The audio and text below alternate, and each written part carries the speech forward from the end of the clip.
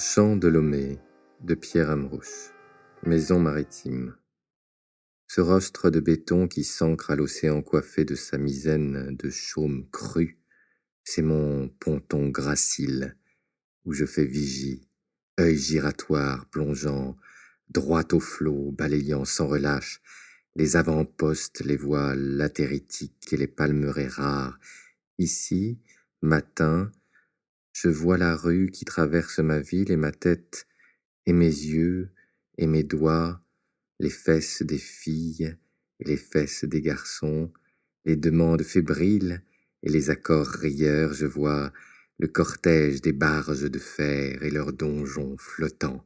crénelant l'horizontal océan de leurs murailles lisses, émergeant de la lymphe matinale d'Harmattan. Je vois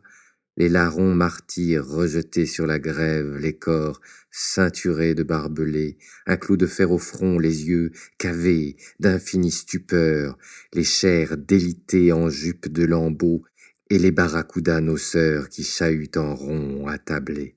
Je vois sous la palmeraie clairsemée les fumeurs avachis de lunes fantômes dans les volutes de chanvre que la brise diurne apporte à mes narines perchées sur mon ponton. Je vois la mer des eaux, sirène maléfique, massive comme air, m'afflue, s'ériger des rouleaux, lâcher ses eaux debout sans vergogne, écartant ses chers ponceaux de ses mains brunes, encrassées de hardes nocturnes et vacillant. Sur la dune, lancer sa colonne de goudron, puis, dans la brume au cœur des sables, s'évanouir, retourner à ses eaux de lagune, épouser la grande mare des madragues. Je vois le va-et-vient des plumes et des pagnes, le flux incessant des cohortes ouvrières, le cordon long des frontaliers laborieux, brinque-ballant leurs outils de fortune, les jarres équilibrés sur les chefs imperturbables et le ballant rythmé des corps altiers qui vont toujours de l'avant, et le murmure rauque des invectives qui volettent de bouche en bouche, scandées par les sifflements légers de l'asphalte, caressés de mille pieds libres sur le chemin côtier, les bassines pleines de lait caillé, ruisselant sur les boubous cirés, les machines vernies aux roues dorées, danser à l'épaule des couturiers chantant les piqûres et les biais, l'or de pacotille, assenti, exhibé sur les bas usés de sueur, les vis qui cliquettent et les fils bigarrés qui serpentent dans le vent frais du matutinal horaire. Je vois, entre les plis des dunes cachés aux yeux, des passants empressés, les corps scellés, collés, des noctambules attardés, sous un pagne jeté, les fesses des filles et les culs des garçons gaillards, pitonnant leurs copines, mouillées muettes, les yeux exorbités, les bouches muselées de poignes fortes. Je vois, je sens, je bois le jus des couilles brunes et le sang rouge des viandes écartelées, et j'entends la rassante mélodie des rutes, frénétiques et silencieux quand passent à leurs pieds, fiers et étrangers, les travailleurs fatigués d'avenir. Sans espoir, ignorant les plaisirs, côtoyés des lézards ensablés, vaporisant dans l'air leur fumée vanillée, je vois ma ville et ma vie qui grouillent en forêt, de marcheurs enrubanés, de fumée bleue, de pétrolettes pétaradantes au balai tangentiel, délirés, battant, pavés de gauche à droite, aux queutés les passagers scellés, aux mustangs chromés, échappés des panières, des fruits éclaboussent la chaussée, et le vain geste de regret du porteur dépouillé,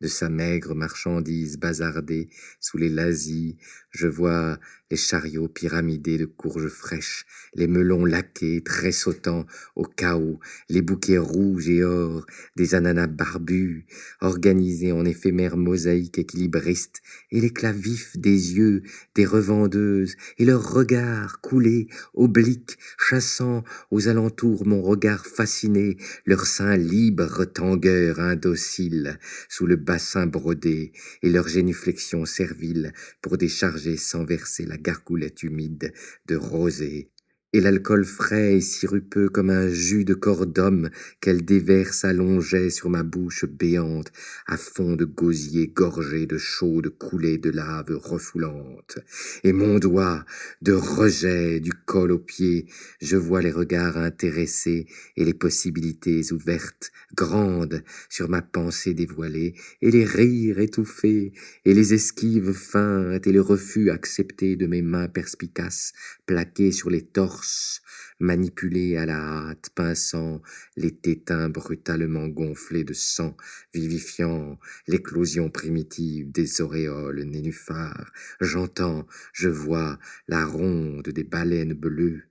l'éclat blanc des geysers d'écume verticaux crever l'air de leurs fusées ludiques, et leurs flancs blasonnés miroiter dans l'onde réfractant la lumière des abysses oubliés. Je vois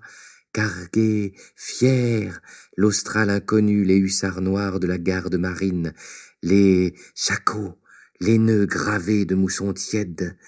et les chairs stigmatisées de plaies salines corsetées de limon vert. J'entends leurs plaintes de centons perdus, nos toignés vagabonds, dérivant des amers, livrés aux alizés, facétieux, sur l'abîme embusqué. Je vois l'attente et l'espoir et la lassitude des veilleurs et des haleurs sur la grève nue, et des presque veuves et des presque orphelins.